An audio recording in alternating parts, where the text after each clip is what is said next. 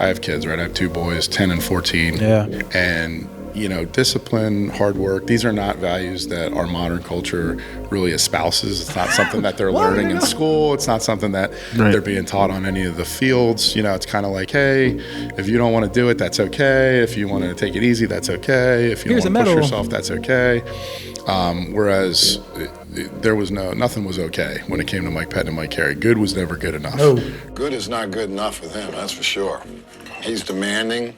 If you don't do it his way, boy, he can get awful angry. You're the last one out of the huddle. You jog up, get your ass up, and then you don't get down. Why?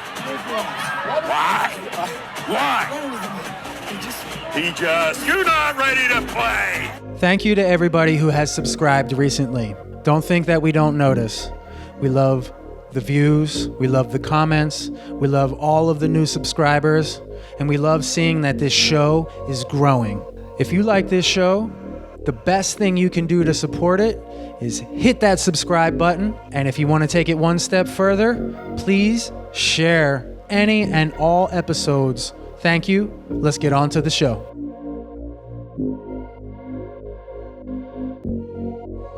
Welcome to Bear It All, the Kintsugi Chronicles, here on the I Am Not Okay channel, where we gather our broken pieces in search of gold. My name is John Bear. And I'm Jeremy Palmer. And today we are joined by a very, very, very special guest. Guy I played football with, I grew up with, had some battles on the football field with, somebody I respect very much and what he does in the world to help us all feel safer. And I think it's something that's undervalued and underappreciated. And it's part of why I wanted to have Mr. Adam Scholl here today. Adam, how are you, buddy? I'm good, man. Thank you for having me. It's been a long time. Haven't seen you for many years, but it's good to see you again and get to catch up. Absolutely, my man. Yeah, we're so happy to have you here. Adam, I just want to go right back to sort of where we started, if you will. Yeah. I met you, I think you were sophomore, I was a junior. You were coming in for football in the weight room at some point. And we didn't play the same position, but we crossed over. We had similar coaches, and we had to practice against each other. Why did you end up deciding that CB West football was something that you wanted to do? Well, when you grow up in the Doylestown area, it's kind of like Friday Night Lights, right? Football's the thing. I'd always been into sports. Baseball was my main sport for a long time. Got into football when I was in junior high. I think my parents actually wanted to let me play until junior high, if I remember correctly. Got it. Worried about injuries and stuff like that. Sure. So played at UNAMI Middle School. We had a very bad team. We lost probably almost every game. But like every young kid. I had one of those teams too. Yeah.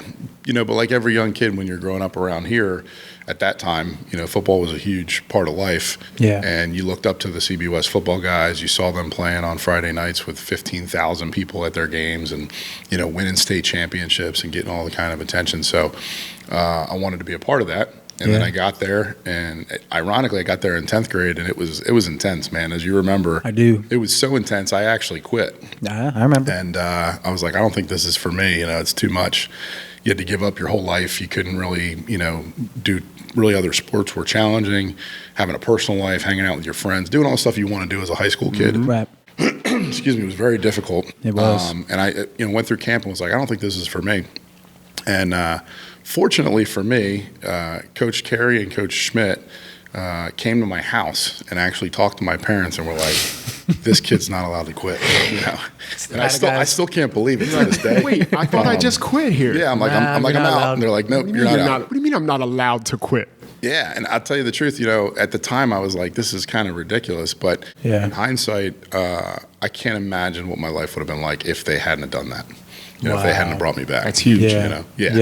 Yeah, for sure. I mean, that program, we talked a little bit about it here before we went on air, but like that program really molded us into the people that we are today. And at the time, most of us, if you asked us, we would probably tell you we hated it because it was so hard and you were just so beat up all the time, physically, mentally exhausted, getting pushed to your limits, 2-a-day camp in the summertime. I remember throwing up every day from the anxiety of like knowing what we were about to put ourselves through. And then even during the season, I remember Monday nights, So we play a game Friday night. Saturday morning, you have to come in and get your energy Training drink. and you're sit with Sean and get like if you had injuries. Get worked on, right. take that crazy energy drink they had, Desert Storm or whatever it was. Joe with Desert Storm, bro. Yeah. And then Mondays, you get right back to it. Your school, practice, lifting, and then films. Right. And films would run until like 11 o'clock at night. Yes, they would. So, I mean, by the time you're done getting yelled at for whatever you did the last week and then getting told about what you're going to be the expectations of you this week, it was just intense. And it was so time consuming at the time. I really hated it, you know. Yeah. But looking back, I mean, it was such a crucial part of growing up and learning how to deal with, adversity and learning how to overcome, tough times, learning attention to detail. I mean, everything that I think that has given me any ounce of success in my personal and professional life as an adult, I really think started with that program. Yeah. And that's why it's so important to me. That's why, like we were talking before, I joined the Mike Pettine Foundation as a board member to help support those values being instilled in our youth, and trying to keep that alive. Now that the program isn't quite the same and the people that were involved are no longer involved with it, but we still want those values to be passed to the next generation. So that you hit on something really awesome right there. Coach Pettine, for those that don't know Coach Mike Pettine Sr., there is a Mike Pettine Jr., was an iconic football coach here in the state of Pennsylvania. Something like, 326 or 328 wins? Yeah, something crazy. Yeah. Like one of the most winningest high school football coaches, I think, in the country. Ever. Like ever, yeah. But I think the most winning in Pennsylvania, yeah, for sure. For sure, Pennsylvania. And so Adam just talked about how hard training was, how he quit, literally was like, nah, this isn't for me, I got to be out of it. But then got sucked back in, and then you just landed on, I really want those values to be passed on. What were some of the values that really landed for you? You hit them a little bit, but let's crack it open. Discipline, right, hard work. I mean, it's funny, I have kids, right? I have two boys, 10 and 14. Yeah. And discipline, hard work, these are not values that our modern culture really espouses. It's not something that they're learning in school. It's not something that they're being taught on any of the fields. It's kind of like, hey, if you don't want to do it, that's okay. If you want to take it easy, that's okay. If you don't want to push yourself, that's okay. Whereas nothing was okay when it came to Mike Pettine and Mike Carey. Good was never good enough. No. Right. I remember a couple games, and they're probably documented in that documentary of the last game. Yeah. But a couple games where we completely decimated our opponent, like 53-7 or something like that. And you would think they would have been so happy. We got back in the film room. It's the worst week of practice. We got back in the film room the next week, and they're like, because they knew. They're like, how did this happen? How did you give up 7 points? How did we only get 53 points?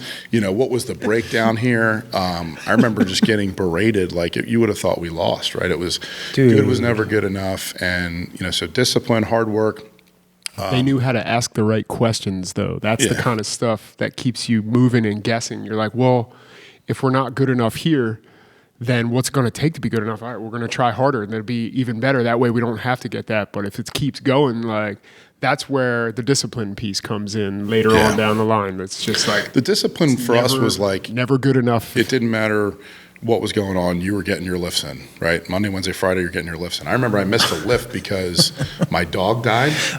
And they literally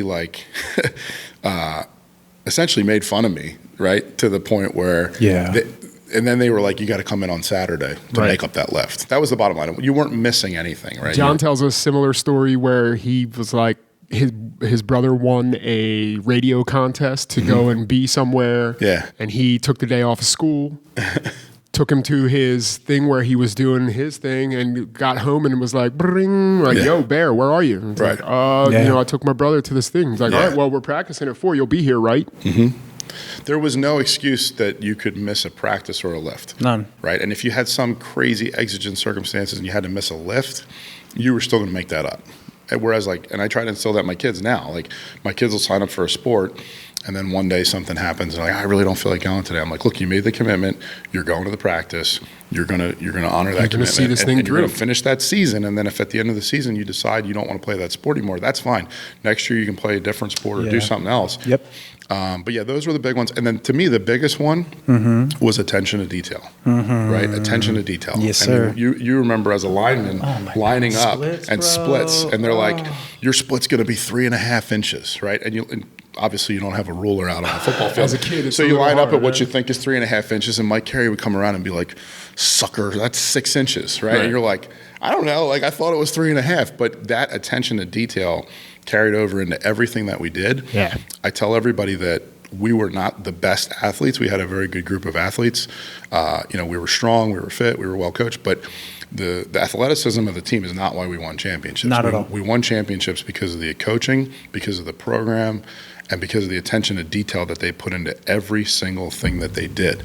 And if you look now, a lot of other organizations are kind of starting to do that too, right? Like if you look at professional sports, they're getting very detail-oriented on nitty-gritty stuff like sleep and recovery and stuff that many years ago nobody ever talked about. Not at all. Right? Because now everybody's dialing in on every little thing and thinking, how can I get, just 1% better? So that attention to detail piece for me was probably the biggest takeaway. I took that into my law enforcement career. I took that into every subsequent personal and professional thing that I've ever done since then, right? It's just staying detail oriented. Yeah.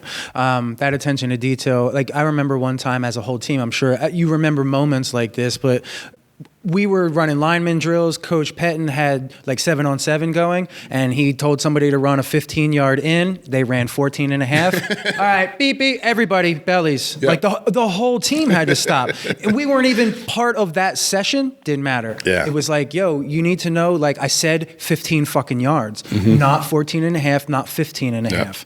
And so that was a regular, everyday occurrence. I have a tremendous amount of belly debt that I still have yet to work off.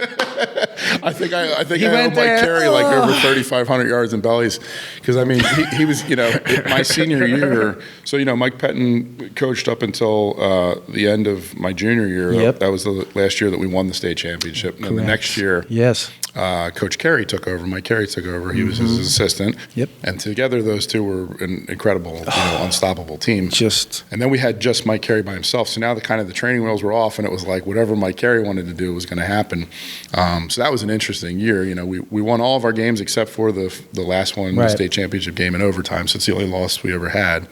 But as far as like the bellies and things like that, you would do one minor thing wrong. That's 500 yards of belly. That's 1,000 yards of belly. By the end of the year, I was like, I don't think I could do all these bellies. I'm going to be 35 years old. The time I'm 17 years old, I'm like, I'm going to be 35 before I work off this belly debt. So I think I probably owe Mike Carey a few thousand yards of belly still. There you go. That's fair. I think what you're doing in the world, securing it might be paying off the debt and helping that way for sure. Yeah. You're giving back in different ways. Because I know Coach is proud. I got to talk to him. It was when sort of everybody, or at least I seemed to reconnect with everybody, because I lost my brother and I was just out of the picture for like 15-ish years. And then once Coach Pettine passed away, unfortunately, I remember reconnecting with you, a lot of other guys from the team. And for whatever reason, I went up to meet Coach in Doylestown one day, and we ended up talking about you, because remember we had like that meeting, we sat down at the coffee shop and we were talking, because you were going to I came and took your jiu-jitsu class, or your self-defense class. Yeah, it was Krav Maga at the time. Self-defense, at the Hensel Gracie It was Academy, your class. And we were sitting down talking about that and stuff. And he's like, yeah, Adam. Oh, man. I remember one time during his senior year, he got so mad, he went home, and I had to like reel him off the couch and pull him back in, because Adam like had intensity like a lot of kids didn't have. Yeah, I was wild.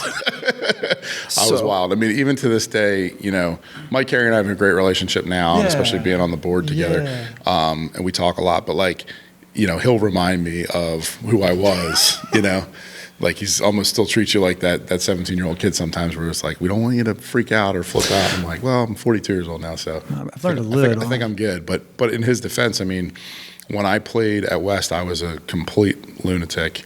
I mean, you can see on that documentary me smashing my helmet into my head and getting in coaches' faces, and I was just so intense.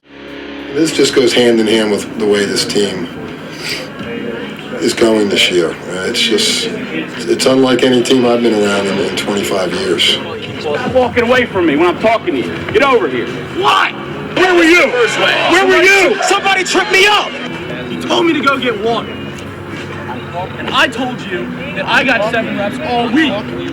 It's always something. With this club, every time you turn around, it's like crisis. It blows my mind. We're the number 4 ranked team in the state, or in the country, the number 1 ranked team in the state, and you got guys that just walk around like zombies. You're not going to be a good football team with this type of crap. And I didn't have a really good mechanism of controlling it and learning, understanding, like, first of all, that there are consequences to your actions, which I learned later in life as an adult. But also just had a lot of rage inside of me. Football was a good mechanism to let that out especially when you play on the defensive side of the ball and your whole job is just to fuck shit up. You know what I mean? Can we unpack that a little bit? Sure. Yeah. Where did that rage come from? It's hard to say. I mean, so my dad growing up was kind of a short-tempered guy, so I think I inherited some of that, and I see it in my sons now too, and I'm kind of working to curb it in them now because I didn't really have that guidance that I can give them. Like I had that rage, and I didn't really. Nobody kind of taught me how to manage it. So I managed it through athletics. Really, that was the only thing I could do. Got it. Especially football, because it's such a violent sport, and you get out there, and your job is to just crush other people. So that was awesome. But I see it in some of my kids too. Like they have a tendency to get really worked up and lose their temper. And but now that I'm older and I kind of have understood, I've learned how to manage it, and also learned that there's consequences to not managing it. So I really try to stay on top of them and guide them and teach them, like, hey, I understand you're angry, but here's why you can't react that way. You can't let it get that far, right? Because you're going to get yourself in trouble. You're going to end up in jail. You're going to end up, getting beat up or killed, or something crazy is going to happen to you. So, yeah, I would say some of it I inherited from my father. Some of it, as a kid, parents get divorced, stuff like that happens. And I didn't realize that. Okay, mine were too. Yeah, mine got divorced right when I was going into middle school. So it's like a weird time in a kid's life anyway. Yeah. You're 13, 14 years old. It's a super transitional phase. Yeah, and then all of a sudden, your life's totally different. My dad went from kind of coaching my little league baseball teams, like assistant coach and things like that, to kind of not really being involved in anything anymore. Right. So I think that was hard. Sure. Having already had a short temper, it just probably exasperated things. Yeah, you know what I mean? Yeah, absolutely. But it took me a long time. I mean, and depending on who you ask, they tell you now that I still have a short temper. But I think now the fuse is a lot longer, right? So I think it takes a lot more for me to get to that point. But if you do, but once I get to that point, it's definitely still not a good day for anybody. You know what I mean? Like, scorched earth. You don't want to be around when that happens. But I do go out of my way to make sure that I do everything I can to prevent that from happening. Just because I know that once I get to that point, I'm not helping anybody at that point. You know what I mean? So you touched on something that athletics help you, or you saw that athletics was a way to start to channel some of that. Mm-hmm. Is that the sole reason that your fuse got longer, or as you got older and grew longer, like how did you make that fuse longer? I would say it's definitely not the sole reason, but it helped. Sure. I would say, working out helps. Any kind of physical outlet helps. Sure. Right. Martial arts helped. I got into Brazilian Jiu-Jitsu and Muay Thai and boxing and Krav Maga and things like that. And that all helped, especially with like Jiu-Jitsu, because Jiu-Jitsu is one of those martial arts where you can be as angry as you want, you can be as crazy as you want, but it's some guy who's better than you, who's just been training longer, is going to wrap you up in a pretzel and choke you unconscious, and then you're only going to get more angry. So at some point, you have to get that kind of ego beaten out of you. It's a great that knocks place you, for that. That knocks you down quite a few notches. It's a great. I was actually going to slip into that if you didn't say it anyway. Just be like, hey, how did jiu-jitsu help you with that? Because my experience, and I've had this conversation with John before, because he talks about temper too. Oh yeah, is like, no matter what you think you can do when someone's laying on your chest and holding you down, that you can't get out from underneath of it. It doesn't matter how mad you are. It doesn't matter how much rage you have. Like, that person is a little bit smoother on top than you are. That's just the way it's going to go. I'm sure you've seen the memes too, where it's like the average male overestimates his physical capability like 4,000%. I talk about this regularly. And I see red, bro. Jiu-jitsu is probably one of the best ways to demonstrate that, because it's one of the few martial arts where you actually, at the end of every class, actively compete against another person, right? Within the rule set, of course. I mean, there is some limitation, but you're really trying to either break that person's arm or choke them out or whatever, and they're really trying to do the same thing to you. Right. So you kind of empirically prove at the end of the day, like whether you have it or you don't. And in the beginning, you definitely don't, right? No matter who you are, no matter where you came from. Definitely. For the most part, in the beginning, you're getting crushed by people. I mean, so I'll tell you a funny story. When I started jiu-jitsu, I was playing football at Widener University. I actually decided 9/11 happened. I decided I don't even want to play football anymore. I'm done. And I left and I started doing jiu-jitsu like full time. Right, I was a college student, but training jiu-jitsu in Philadelphia.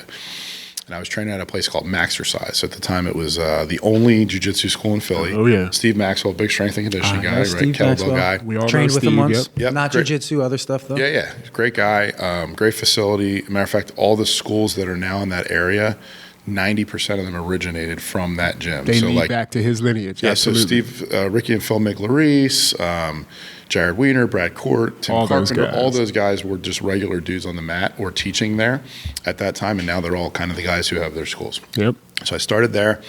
I was playing college football, middle linebacker. I was probably 230, pretty fit, pretty solid, strong. Went in there, and Steve had his 12-year-old son, Zach Maxwell, who's now like a world champion BJJ guy. But he's like, yeah, let him put you in this rear naked choke and then, try to get out. So he puts me in the choke. And I'm thinking like, okay, obviously I'm in a choke. That's not good. But it's a 12-year-old kid and I'm a 230-pound guy. I'm just going to throw this guy off. And it's not going to be a big deal. And, a half a second later, 2 seconds later, I'm tapping, right, to get him to let me go. And I was like, holy shit, man, this is pretty powerful. Something to this. Pretty powerful stuff, right? And that's when I decided, like, I need to dive deeper into this and figure it out. Yeah. Oh, that's a perfect segue because the next question I was going to ask was like, okay, so you went to Widener after West, right? Got recruited to play there. Yep. 9/11 happens. You go full-time into jiu-jitsu. What's the reason? So I was always into martial arts. I did karate as a kid. Okay. Was one of those kids that was running around, dressed like a ninja, carrying weapons, doing goofy stuff, just like my kids do now. Right. I was there too. Drives my wife crazy. But, football was such a big part of our lives that it seemed like the next logical progression. Of course. I had a bunch of scholarship offers from D2 and D3 schools. I had some interest from 1AA schools, but I got hurt my senior year. Yeah, your name. So I kind of, got left with those options. Went on some visits, chose Widener because it was fun, it was local, it was close. A couple other guys from the program went with me. Fran went there. Pat Jarrett went there with me. Pat was my roommate. Yes. Yeah, so we all went there together. But then once we started practicing, the real reason I stopped playing football there is it was not the same. CB West at West, yeah. CB West was so much more intense. And by the way, Widener won the Division III championship that year. Yeah. But CB West was so much more intense, and I was still kind of crazy, and I needed that structure. I needed those coaches to be up my ass. Right. When I got to Widener, I was just recovering from my knee injury, so I hadn't squatted or really been running and stuff like that. And I remember we were doing max outs, right? And I think you told me this story. The max out was like, and they were doing half reps. It wasn't a 1 rep max. It was either like you do 275 or 315 for as many reps as you can squatting. Right. And so I'm watching, and I haven't squatted in like a year because of my knee. So I'm watching these kids squat, and they're doing like these half-ass reps that at CB West there would have been like, nope, like does not count. Bro. So I said to the strength and conditioning coach, I'm like, is that acceptable? And he's like, yeah. And I said, okay. And he's like, why? And I said, well, I mean, I can do like 100 of those. Like, that's not a real thing, So I went up, I put I put 315 on the bar, and I did like 18 like real reps, and which was pretty good for me at the time, having not lifted in a year, Yeah. But they were like good, full depth squats and all that, and they were looking at me like I was from another planet. Like they looked at me like I was a superhero, and I was like, dude, this is nothing. Like the people that I played with could easily put this to shame. Then they wanted us to run the mile, which I don't know what any football program that runs a time mile, but they're like, we're going to run the mile, and I said, yeah, I'm not doing that. That's how I said it, just like that. I go, yeah, I'm not doing that, and they were like, okay, well, just come to the meeting at night. And I was already slated to be. I was in contention to be the starting middle linebacker. There was another kid who was ahead of me. Yeah.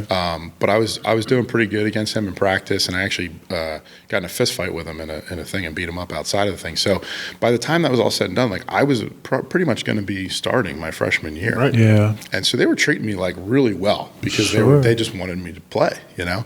And so I had it made, but in my mind I'm going, this is too easy. Like, they're going to let me walk all over them, and I can't operate like You this. didn't I need need that. the Yeah. Mike Carey's that's like, hey, Yeah. dude, I'm going to tie you to my truck and drag you around the track 4 times if you're not going to do the mile and a half. Right. You know? Right. So I quit. Yeah. And Yeah. I That's wanted to interesting. do jiu-jitsu. And the other thing that got me into jiu-jitsu was I'd always watched the UFC and all that kind of Sure. stuff, but I was working in the nightclub business too. And that's another reason why I took the position at Widener.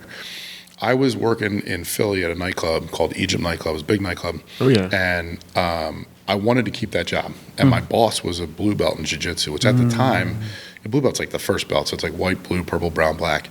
But at the time, watching this guy wrap people up Yeah. was like watching, it was like showing fire to a caveman, right?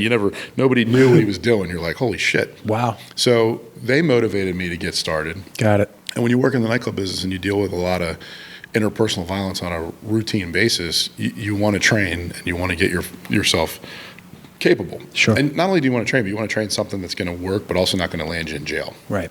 Right? Because if I start stabbing people or cracking Right. people's heads open, it's not going to work out so good. So jiu-jitsu was perfect.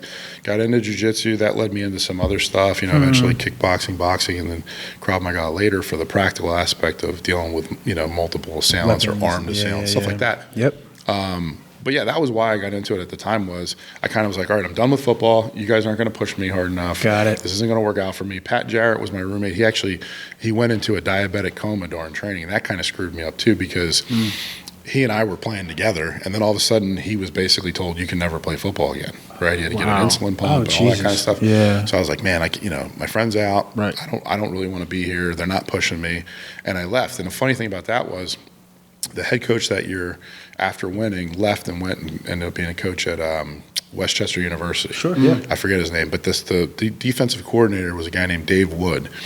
And Dave Wood really liked me because he liked defensive guys that were like kind of nutty, Yeah. And so this guy took a liking to me for that reason. And then a full year later, after I've played no football, right, I'm done. I'm not even going to school at Widener anymore. Dave Wood reaches out to me and is like, hey, I want you to come back and play. And I think you could be a good part of the team.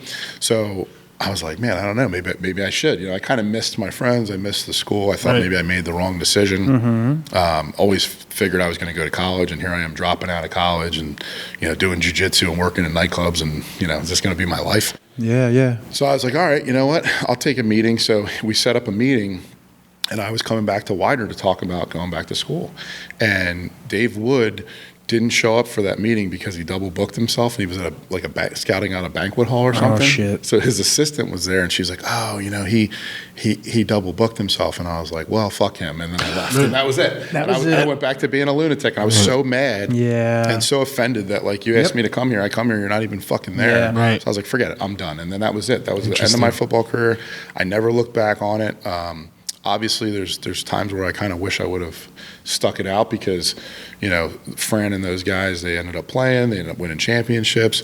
Fran graduated and ended up getting a really great job because of having been a captain at Widener because they had that connection between, him and the guy that he ended up working for. So Wild.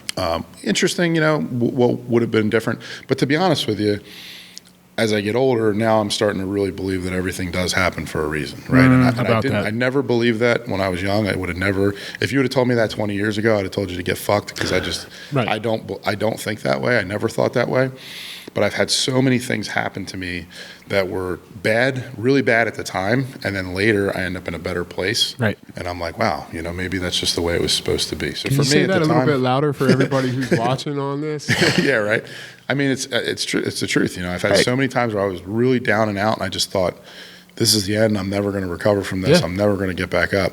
But then I think back to CBS, and it's like, you got to get up. It doesn't matter whether you want to, you have to. And in my case now, some of the stuff that happened to me later in life, I was a grown up, married, and I had kids, right? So I'm looking at my wife and kids, and at the time, my kids are young. My wife was a stay-at-home mom, and I'm like, look, whatever's going on, I have an obligation to them. So I can feel however I want to feel, but it doesn't excuse me from having to get up tomorrow and do everything I got to do, right? So I got to push forward. I got to figure out how to make it work, and I always did, and there was times where I did it better or worse. Sure. But now that I'm older, there's a lot of things that I think go into that are important. I think physical fitness being one of them. The more physically fit you are, the more mentally resilient you are. sleep, getting good quality sleep, things that I would have never thought about as a teen. You're like, oh, I'm going to get my lift in and eat our creatine and all that shit. 5 peanut butter and jelly sandwiches and get fucking my protein shake and my creatine. Carnation instant breakfast shake that's fucking with peanut butter with the and shit, banana bro. and the peanut butter. Dude, it was if I drink that today, I'll be 700 pounds. God, yeah. But like all that stuff, but you never thought about like, I should be sleeping good. I shouldn't be drinking alcohol. I should be doing all these things. Like you never thought about that stuff. No. And now that I'm older and it's like, I work out, but if I don't do all the little things, dude, working out alone just doesn't really do it, right? Like, it's all I've gone through phases where I'm lifting or doing jiu-jitsu or doing whatever, but I'm not sleeping and my body's just breaking down. I feel like shit. I'm exhausted all the time, things like that. So I think it all kind of came full circle. So we can kind of use that to steer into kind of some of the things that you do now as an adult, because all of that stuff requires resilience, strength, the ability to recover quickly. Like, would you open up on some of that stuff a little bit? Yeah. So, after college, worked in the nightclubs, got into law enforcement, worked in law enforcement for a long time. Got into private security, working in private security, was working for the military, contracting, working for the federal government, contracting, doing all kinds of security-related stuff. And a lot of that requires a lot of travel. It's high stress. I've been all over the world working in different, challenging environments. And so the one consistent thing has been the need for fitness, right? Because if you're not physically fit, it's going to be very hard to do whatever it is you do for a living. It's also going to be hard, to take care of yourself, And in my line of work too, like the security stuff, I was charged with protecting other people. So my thing, and I've taught, executive protection courses and things like that, and I would always tell everybody, if you can't protect yourself, you have no business being in a profession protecting other people, right? So if you're going to be a professional protector, you have to definitely be able to protect yourself, right? And then you're going to expand upon that skill set, both hard and soft skills, to be able to protect others. Some of that is fitness, right? Like looking and being the part? Yeah. Not just saying you are the part? So perception is reality, right? And when you look at bodyguards, like celebrity bodyguards, you're going to see a couple different kinds. You're going to see the big fat slob who just got hired because he's so big that people are intimidated by that. But the only people who are intimidated by that are people that are not actually serious threats, right? I look at that guy, I'm not intimidated in the least bit, because I think that guy's going to be slow, unathletic. He might be strong, but it's only going to last for a little bit, and he's going to be it's going to be very difficult for him to keep up with the routine of that person that he's protecting, right? Whether it's a celebrity or a high net worth person, these people have very busy lifestyles. They're on the road, they're moving and shaking, so that guy's going to have a really hard time. Whereas you see the guy who is maybe a little smaller, but he's fit, he's lean, he's sharp, he's attentive, he looks like he's capable. Physically, the way that he carries himself, the way he dresses, the way he stands, and he or she, there's actually a lot of really high-level females doing protective work too. One of my friends is a former Bellator women's MMA champion, and she's now working in the executive protection field. She's super squared away. But when you're a bad guy and you're looking to attack somebody, you're looking at their posture, their demeanor, and you're saying, oh, well, I got this guy over here who looks very fit, very squared away, very attentive, and I got this guy who looks like a bag of shit, right? So which person am I going to take? Right. Matter of fact, what movie was it? I think it was The Town with Ben Affleck, right, where they're robbing banks and stuff, and robbing cars. Yes. And he says, look, I don't like the look of this kid. He tucks his boots in. He looks real sharp. He tucks his pants in his boots. They were basically saying that this guy looks like he's going to be a problem. Right. We don't want to hit that car. We want to hit the other one where this guy's like got mustard on his shirt and he's half asleep. Paying attention to the details. Yep. So physical fitness, and everything that entails, not just, working out or lifting weights or doing cardio or whatever it is that you like to do to keep yourself fit, but trying to eat well, trying to get good sleep, trying to manage stress, which is very difficult for all of us. You got to do all of those things if you're going to work in the executive protection world. And you're going to have a ton of stress because you're going to be constantly on the go. Your time is limited with your family. I've worked details, like I worked in Puerto Rico for 3 months after the hurricane. So I went down there to manage a project. We had like 400 guys on the ground. So during that time, I had no internet, no cell phone, no electricity, couldn't communicate with my family. I got people knocking on my door, 3 a.m., because they have a question. So I mean, talk about stress, right? You're in a stressful environment, and so your nutrition's going to suffer, your workouts are going to suffer. You're working so much that maybe you don't have time to get a proper workout in. Right. But during the day, it's like I'm moving around a lot. I'm staying active. I'm getting probably 50,000 steps a day at that time because I was all over the place, So it's like, okay, it's okay to not lift weights today or get on the bicycle or whatever it is you like to do, but I'm active. I'm not sitting around doing nothing, So I think all of that's very important. Yeah. Do you have a go-to kind of fitness routine that you will do if you find yourself in those places where you don't have anything to do? Yeah, I actually might have. So I used to write articles in the executive protection world, and I might have wrote an article about this for EP Wired magazine, but I remember writing about a couple different peripheral topics, and this might have been one of them. But I talked about like body weight exercises and just things that you can do when you don't have access to a gym and you've got limited time. So I mean, when I was traveling a lot, I would wake up in the morning and I might do like 300 reps of a couple different body weight exercises. So it could be some type of an abdominal thing like sit-ups or V-ups or whatever. It could be like body weight squats or lunges, and it could be push-ups or pull-ups or something along those lines. And that would kind of just get me going in the morning. Better than a cup of coffee. Knock that out in 15 minutes. Jump in the shower, work my day, and then if I had time in the evening, maybe I would do something similar or slightly different. So I would travel with bands, I'd do band pull-aparts and different banded exercises. I would do like a banded kettlebell swing type of a motion. So all the movement patterns that you're still going to do anywhere else, your hinges and your squats and pushes and all that, presses and things, trying to replicate that with either bands or with items in your room. I've had backpacks I've swung like kettlebells. You have to just get creative. And most hotels are going to have a gym. It might not be the greatest gym. It might just have a treadmill. There'll be something. A couple pairs of dumbbells. But if you're creative enough and you have enough knowledge, you can get a workout in, with or without the equipment. But I think it's having the motivation or rather the discipline really to force yourself to do it when you don't want to do it because you're tired. You're working these long days and you're beat and you're smoked. And also you got to know, like, what do you need more, right? If it's such a long day that the workout's probably not going to help me, I just need to rest and get good sleep, then maybe I'll do that. But I try to follow the rule of 3 where I don't go 3 days in a row without doing anything, right? So if I don't do something today because I was busy, okay, it's not a big deal. If I don't do something tomorrow, okay, fine. But by Monday, I definitely want to make sure I get something in. Knocking it in, yeah. You know what I mean? And it might not be perfect. Right now, I'm very fortunate in that, my job allows me to train on the clock. So I get to work, my combative stuff on the clock. I get to work my lifts on the clock. I have coaches that help me with that. I have nutritionists. I'm actually meeting with a nutritionist this week to help me with that stuff. So I'm in a very good position. Yeah. But I mean, when I was working in law enforcement, 15 years ago, I was eating Wawa sandwiches on the hood of a car at 3 a.m. And not sleeping and working 3 or 4 jobs and 107 hours a week. So, fitness was not as much of a priority for me at that time as it probably should have been, working in a very dangerous job. But even then, I still, tried to get stuff in. I probably didn't do as good of a job as I should have. But it's important. Where was the transition from the security work, nightclub, that kind of stuff into like, hey, maybe I want to be a cop? So I worked in the nightclub business. I actually started at 17 years old when we were at CB West. I worked in New Hope. I was a bouncer in New Hope. What was the club? Club Zadar. Oh, yeah. Okay. Interesting. It was funny because, we'd play football Friday nights and I would have worked Thursday night the night before. Coaches didn't like that at all. And then Friday night we have the game, and usually after the game everybody goes somewhere and parties and hangs out. I went to work. And then Saturdays I went to work.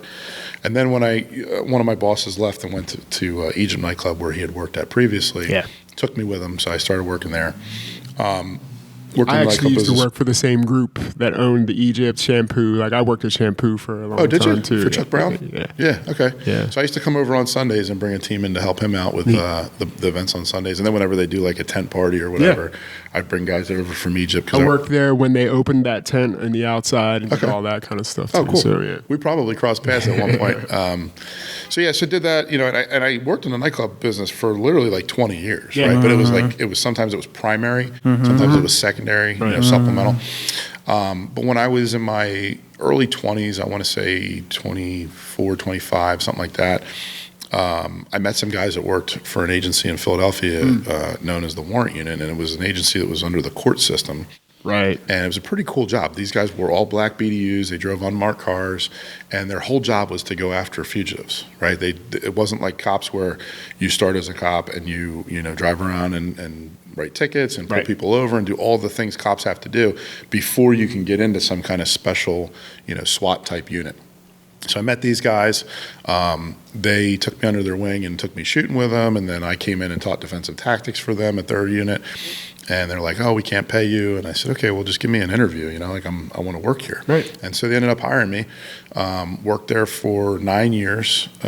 Was a sergeant for 7 of them, so I got promoted pretty quick. Spent a couple of years assigned to the U.S. Marshals on the Violent Crime Task Force, and I spent about a year or so assigned to the FBI on their Violent Crime Task Force. So it was a really cool gig. We got to go to some really good training with regards to shooting and tactics and things like that, because we worked in small teams and we were going out at night primarily and getting bad guys. When you're going to collect people. Yeah, going and getting bad guys and bringing them in. And I love that job. That was actually one of my favorite jobs, despite the paycheck not being great. But That's fair. Yeah. Keep going. You guys have some synergy. The excitement level is that, the excitement level keeps you rolling for that. Just like the not necessarily the payment, like you're saying, just like the ability, like knowing that you're I was still doing private security. I was still doing nightclub stuff. I started contracting for the military, teaching over at Fort Dix, and all those jobs paid me more. And all those jobs were trying to pull me away from working in law enforcement. The private security job, I was the head of security for a high net worth family, and they offered me basically double what I was making in the city to go work for them full time. And something about it just told me not to do it. I was worried about the longevity. There's no retirement in that, whereas with the city you have a pension and all that. But also I just loved doing what I did in law enforcement. I had so much fun working with those guys, and every night coming in and thinking like, okay, where is this guy at, and how are we going to find this guy, and how are we going to bring him back? It's solving a puzzle. It was so much fun, So I was kind of addicted to the action of that, and so I killed myself working all these other jobs rather than put all my eggs in one basket. And I've also always been a little hesitant about putting all my eggs in one basket if I wasn't confident that basket was going to be there forever.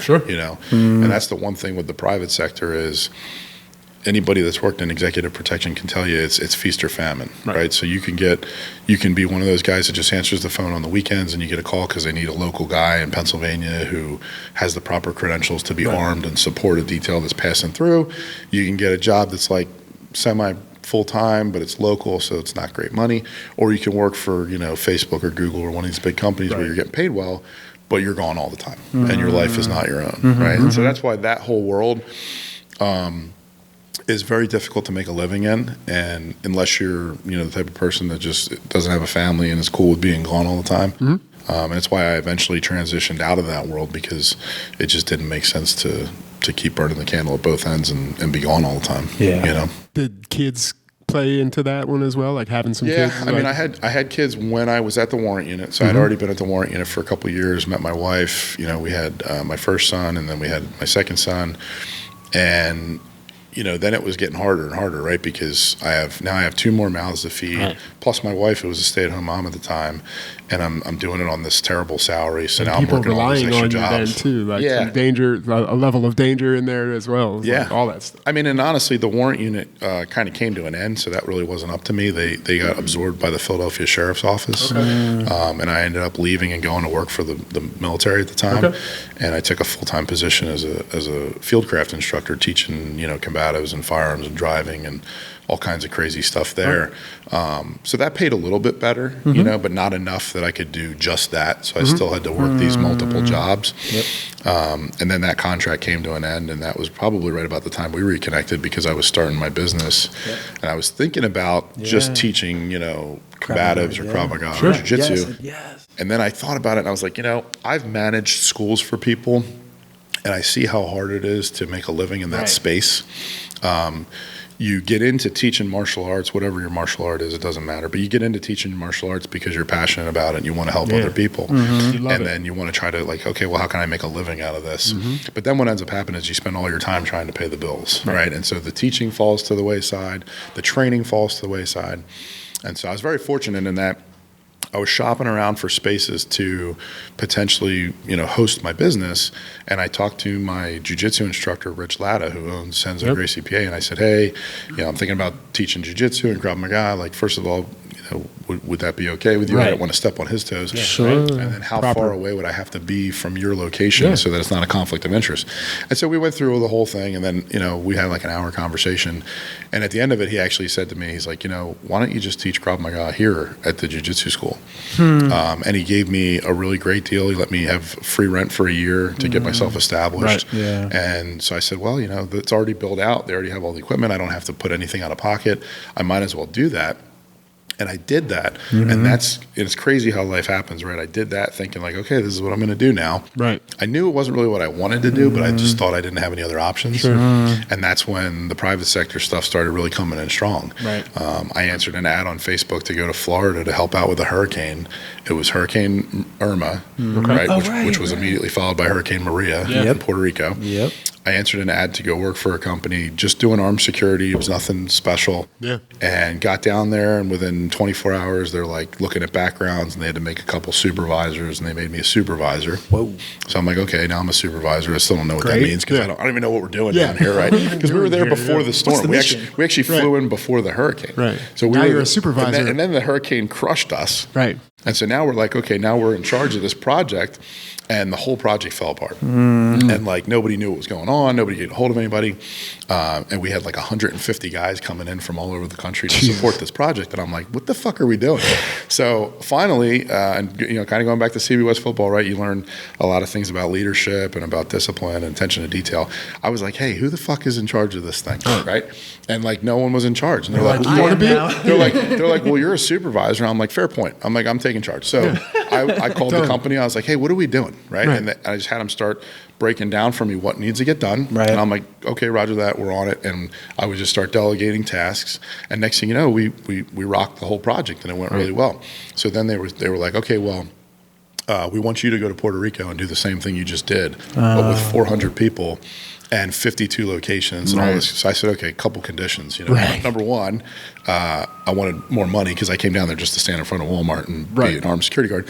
Number two, I wanted the 6 other guys who were supervisors with me, I want them to get the same pay rate and come down and be in the same capacity because it really was a team effort. Right. I got all the credit because I was the mouthpiece, but really these guys were doing all the work. It's a team, man. It's a team. So that was my second condition.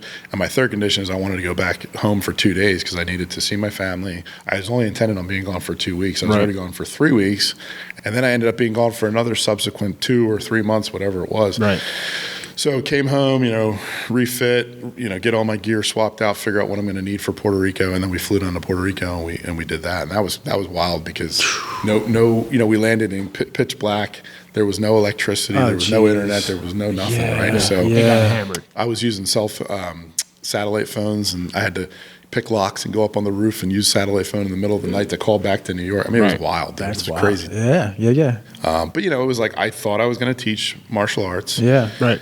Private security came, and I needed the money, so I took that opportunity. Had some people help me out cover my classes. Yep. By the time I got back from that assignment, the company that I was working for just kept hitting me up and being like, hey, can you handle this? Can you handle that? And just giving me these projects to do. Some of them were me physically going out and working an assignment. Right. Other ones were, hey, we've got 10 guys doing this project. You're in charge of it now. I'm like, okay, cool. Right. And I had one project that was really crazy where I had I couldn't even tell you how many guys were working, probably 50 guys at one time, all over the country, in some cases in other countries. We were doing a combination of surveillance and executive protection work. Right. And I was literally sitting at home in my underwear at my computer for just 18 hours a day, just talking to people and working chats and GPSs and trying to move pieces on a chessboard and keep the train on the track. But it was a very lucrative project, and that project was a blessing because I'd lost my law enforcement job. I'd lost my military contracting job. Didn't know what I was going to do, right? Kind of down and out, trying to teach, self-defense, and it wasn't going to pay the bills. Got into the security stuff, and that job alone, I was able to pay off all of our debt, my wife's car, and put 20% down on buying a house just off of the 8 months of working that one job because it was so crazy, and we had so many moving parts, and it ended up being very lucrative. Very lucrative, wild times. So through all that, from very early on all the way up until, I mean, I know until right now because I think you just came from there, but jiu-jitsu, like the whole time, like through all of that stuff. And I'm pretty sure you're a second stripe black I'm a second degree black right belt. now, So jiu-jitsu like started when I was in the nightclub business and, you know, at Widener University, probably 18 years old. Was really heavy into it for the first like 5 or 6 years, still doing the nightclub thing and all that. And then when I got into law enforcement, it became so consuming that I didn't have the time to get to the classes. So for a while, I took a pretty big break from jiu-jitsu. I want to say I took like maybe almost 6 years away. And interesting. During that time, I trained Krav Maga. I got into Krav Maga and started doing that, which is like the Israeli military's combative system. It's gotten super wonky now, so I mean, usually I don't even advertise that fact anymore. But like at the time that we were doing it, it was legit. It was pretty legit when it first came around and like became a thing. It was pretty legit. Yeah, I mean, at the time we were doing it, it was basically cliff notes of striking, cliff notes of grappling. You know, some edge weapon stuff, some defending against edge weapons, defending against handguns, defending against impact weapons. It was just more of a realistic training modality, at that time, right? It's gotten real wonky now, but so got into that for a while, and then in 2000, I want to say 2012. My oldest son was born in 2010. By 2012, I was heavy. I was working a lot. I wasn't working out. I wasn't taking care of myself. I went to sit on the floor and play with my son, and I was like physically uncomfortable. I couldn't even sit in these positions. And I was like, I got to get myself back together. So I looked at my wife and I said, about how old were you then? 2012, I would have been 28, 29? Yeah, something like that. Because I'm 42 now. What's this? 2025. I did the math backwards. About 28, so something like that. Yeah. And you know, and this is not uncommon in law enforcement. Right? You get into law enforcement, you're eating bad, you're working shift work, you're working overnights, you're not sleeping well. Stress. It took me years to get my sleep stuff worked out. You know, I ended up getting on a CPAP and all kinds of other things many years later because having worked at night for so long, my sleep schedule was so out of whack. And my body's ability to do all the things it's supposed to do. You know, we rise with the sun and we go to sleep when it sets, right? My body wasn't doing any of that. So you were doing the exact opposite. Yeah, I was a complete mess. But got back into jiu-jitsu 2012. Got back into it like really, really heavy. And then in 2015, once the warrant unit came to an end and I had a little more time, right, I got real heavy into it. Got my black belt in 2018. And then once you get a black belt, it's every 3 years. If you're still active, you get your degrees. So 3 years later, I got my first degree. 3 years later, I got my second degree. 3 years later, I'll get my third degree. And then after your first 3 degrees, it's every 5 years you get your degrees. That's how that works, up to 6. But the reason it's been consistent since then is it's always been such a huge part of my life because it's a really great physical outlet. You know, it's like for a long time I wasn't lifting weights. I stopped lifting weights for years. I mean, probably 15 years I stopped lifting weights. You know? Interesting. And I might once in a while go pick up a barbell or something. But still doing like calisthenics and stuff? Yeah, here and there. But I mean, sometimes I wasn't even doing any of that. Sometimes so most of it was like martial arts? Sometimes like I was just doing jiu-jitsu or just doing kickboxing. You know, I went through a kettlebell phase where I did some kettlebells, but I mean, I was super inconsistent with strength and conditioning for a long time. And only these last few years have I kind of gotten back into bringing it all together. Yeah, working out on a regular basis where like, you know, like pretty much now I'm working out, you know, like 5 or 6 days a week. And it's like 3 of those days are primarily lifting, and then 2 of those days are primarily conditioning, and then jiu-jitsu kind of, you know, wherever I can fit it in right now because I've just had a busy schedule. But yeah, so jiu-jitsu's always been a thing. Once I got to my black belt, I was like, okay, I'm not gonna, you know, some guys get their black belt and they just kind of taper off, and you like, never hear from them again, or they come in every once in a while. They were looking at that as the end goal. Yeah, I look at it as like, okay, now I'm kind of starting over, you know. Because you still have a lot of stuff to learn. I mean, you're just a really good beginner. Always a student. Yeah, you get a black belt and you think like, some people think like, okay, well, you know, now I know everything there is to know. With jiu-jitsu is so complicated that you will never know everything there is to know, right? I mean, people are inventing new shit every day. It's also super perishable, right? So like I haven't trained it a lot lately because I've been involved in a lot going on with work and I haven't had the ability to do that. But as I go to get back into it, I'm really going to try to start focusing on getting back in. But I've always been in it. Since 2012, I've been in it very consistently. Mm-hmm. There's been a couple windows where I've had maybe a few weeks or a month or so where I couldn't do as much of it. Yeah. But for a long time, I was training, 4 days a week. When I was working in Virginia, I was training 4 days a week and then doing Muay Thai before that too. So I was doing like an hour of Muay Thai and then, an hour and a half of Jiu-Jitsu. I think it's great for physical and mental health. The mental health aspect of Jiu-Jitsu for me is that you're completely present while you're doing it, right? So unlike a lot of other things in life where you're like multitasking or you're like on Instagram while you're trying to do this or that, in Jiu-Jitsu it's like you have to put your phone over here, you have to go out here. And even when I'm working out or lifting weights, I can have my phone. I can be texting people. I can be on the treadmill, thinking about other things too. Stuff. Yeah. Sure, but in Jiu-Jitsu, someone is actively trying to kill you. Yeah. Right? Like they're trying to strangle you at every moment, or break your leg or whatever it is. So you have to be present to try to mitigate all that. Right. And you also have to be able to think about what you want to do to them too. So I think it's like playing chess with your body. Mm-hmm. And it's the one physical thing that I've been able to stay extremely interested in at all times. Awesome. Some days I get up and I'm like, I don't really want to lift today. Right. It's just kind of boring to me. I know I have to do this, and this, squats, deadlifts, whatever it is. I'm like, I don't feel like doing that. But Jiu-Jitsu, I'm like, it's going to be interesting. I wonder who's going to show up today. I wonder what's going to happen. Got it. Yeah. You know what I mean? I wonder what I'm going to learn today, or am I going to get submitted today? Yeah. So it's just interesting. I stay involved for the interest. I think the practical value of Jiu-Jitsu for self-defense, it's a lot simpler than that. You don't have to be a black belt to get some self-defense aspect out of it. Right. And you don't have to be a high-level competitor.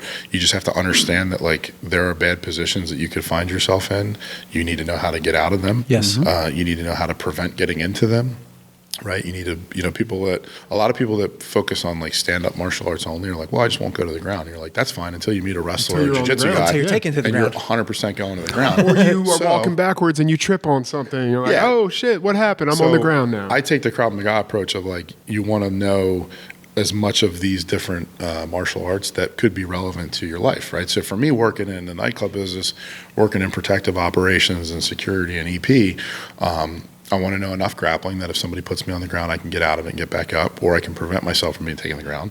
I want to have enough striking that I make it really difficult for them to put me on the ground. Mm-hmm. You know what I mean? I want to know how to use different weapons because I may find myself in a position where I'm armed and I'm working with a firearm, or I can't have a firearm and maybe I have a blade, or I can't have a blade, maybe I have a pen or a stick or something. Right. But I want to have options, and I've traveled all over the world and I've worked in places where I couldn't have a weapon, I couldn't have a firearm.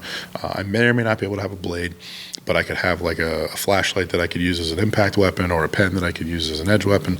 And so at least I have something. So you want to have kind of a layered approach, right? Like it's not just, hey, I'm a jiu-jitsu guy and if somebody grabs me, I can grapple them up. Well, I don't want them grabbing me in the first place. So let's start there. You know what I mean? Let's keep distance. And then if I have good awareness and I can see that they're over there and there's a problem, well, then let's start with that. So now I don't have to strike. I don't have to grapple.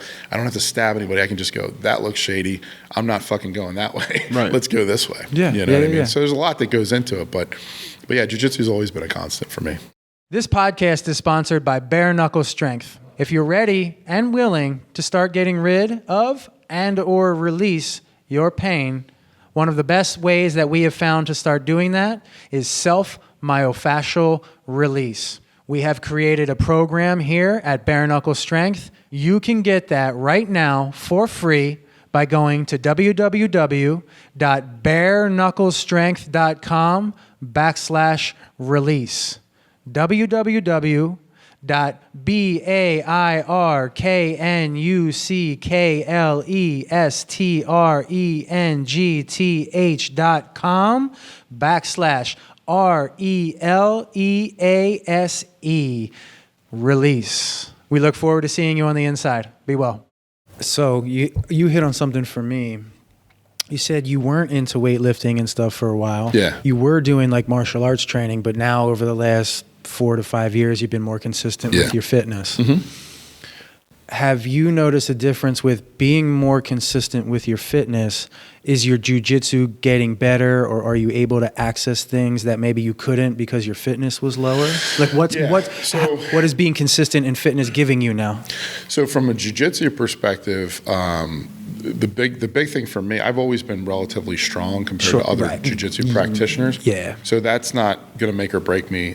It does help me with resiliency with regard to injury prevention, for sure. Okay. Right. So how? Like what, your joints, certain joints? Just like I lift weights for a couple reasons. Like obviously I want to be strong Sure, and capable. sure. And if somebody gets hurt, I have to be able to pick them up and move them or whatever. Yeah. Or if I have to physically handle another person, if I'm strong, that's only going to be an asset to me. Got it. But really I'm focused mostly on injury prevention. You know, at 42 years old, I don't want to get hurt while I'm out working in the field, you know, protecting somebody, right? I don't want to get myself hurt to the point where I can't be of service to them or myself. Right. So I want to keep my joints strong. I want to keep my body strong. And in jiu-jitsu, people are constantly wrenching on every part of your body, right? So the stronger and more resilient your body is, the less likely you are to get hurt. The other big thing for that is cardio. So for me, you know, most of the jiu-jitsu matches I lose are because eventually I get tired and then I'm not able to perform at that level. So you know, the better your cardio can be, and that's kind of subjective because there's different kinds of cardio. Like we've had guys come in who are marathon runners, right? But then you go to grapple and like in 30 seconds they're exhausted. Different conditioning, different kind thing. But I do find that generally the less body fat that I'm carrying, the better that my cardiovascular fitness is. If I'm doing a lot of running or sprinting or explosive type stuff or long, slow distance stuff, you know, I kind of build that engine up, and then it allows me to carry that over into jiu-jitsu. So I'm less fatigued. I can think more clearly. I can operate at a higher level for a longer period of time, right? As opposed to just being like exhausted. And make it to the fourth quarter and outlast them. We know that principle. I mean, that's why we won so many games. Yeah, for sure. I mean, we played games, you know, back at West where I'll tell you, I don't know if you remember this because you were already gone, but my senior year, our first game we actually played in Florida. Oh, right. Yeah. Do you remember that? I do. Titus or something? Yeah, Titusville. So we had this big thing going on where CB West was ranked within the top 10 nationally. Right. And where we were ranked in the top 10 was based on who you went with, but we were in the top 10. There was another team in Florida called Titusville. Yeah. And they were like, hey, Florida football is better than Pennsylvania football. So Mike Carey and them were like, well, let's find out, right? So we put together this huge fundraiser, and we went down to Florida to play this team, Titusville, in the Disney Sports Complex, and it was pretty cool, right? It was a really cool experience. So anyway, I'm the starting middle linebacker, but I tore my PCL right before in a passing league thing right before the season started. So now I'm playing with this crazy brace on. They're not sure if I'm even going to be able to play. So we get down there, and I'll never forget this. Mike Carey's like, yeah, I don't know if you're going to play, you know, because of your knee. And I'm like, what? Like, you think I came to Florida and I'm not going to play? I was like, dude, there's going to be 12 people on the field, but I'm playing. So I don't care how so I was like, I'm on the there. field, like regardless. So anyway, I ended up playing, and we beat that team so badly that it was like, I want to say we beat them 35-7, and I think it was 35-0 in the first quarter. And we put in like the third team because we didn't even want to like injure the second team. We put in like the third team guys, and they only gave up 7 points in the rest of the game. Yeah. So I mean, you know, talk about being able to go the whole distance. Our third teamers went the whole distance with a team that was nationally ranked, and still beat them. You know what I mean? Yeah. Had more points on the board. I mean, that's a testament to the coaching. That's a testament to the preparation and all of that stuff that you guys are both carrying into your lives now as adults and professionals than doing what you do. Like, I've been hearing it and seeing it firsthand for several years from him. You know, we have these moments where we have busy days and stuff too, and there'll be times when, you know, John will just shut down, be quiet, and I'll look around and he's already out here lifting. Like, he's just doing his thing. Like, and it's like, there's never a miss. There's never it doesn't get missed. It doesn't get like, it's there. It's always there. And it's just like one of those things that I noticed through observation. It's just instilled. It's not something he talks about. It's not something like he talks about it to everybody else and being like, yo, consistency. Right. But he doesn't just talk about it. He models it for everybody. Like, it's there all the time. He's always lifting. He's always doing his thing. He's always like actively doing recovery, that kind of stuff. So it's awesome to hear that you're very much picked that same thing up. I know listening to some of the other stuff with Brian Buckley and stuff, like he was picking that stuff up too. Like you guys took this stuff out and really like spread it out into the world, and it's really, really cool to see. Like, yeah, so. and I dropped off, and like I said, I had a 15-year gap in there where I kind of wasn't lifting routinely. But honestly, I feel like I dropped off almost out of spite, because like when you're at West and you're playing and you're being forced to do this stuff all the time, you don't want to. The second you're done, you're like, it. I don't have to do this. Right? I'm done. So for a long time, I still lifted, even after I stopped playing football. For a long time, I still lifted because it was that discipline of, this is what you do on Monday, Wednesday, Friday. This is what you do, right? And then other things started taking priority. But now I've kind of come full circle, and I've gotten back to, and I wish I would have never stopped doing that. I really do. And I tell my son this, my oldest son, because he's at the age now where he's just starting to lift. Right. And we have a very setup. impressionable. Yeah, we have a setup in our garage, and I'm teaching him just very basic stuff. And I'm like, look, this is something that's important for your athleticism. It's going to help you to be better at all the sports that you play, but it's also something that's just good for you in general. You're a man, and as a man, you need to be fit and strong and capable. You need to be able to protect yourself. You need to be physically and mentally sound, right? And this is only going to help that. So I tell him, I'm like, look, there's days you don't want to come out here and do this, but those are the days that you probably need it the most. And there's never going to be a time where you come out and do this and you regret it. Right. I've had many days where I didn't want to go out there and do it. And I was like, as soon as you were done. But I get out there, but the second my workout's done and I get a shower and I get cleaned up, I feel great. And I feel ready to tackle the day. Exactly.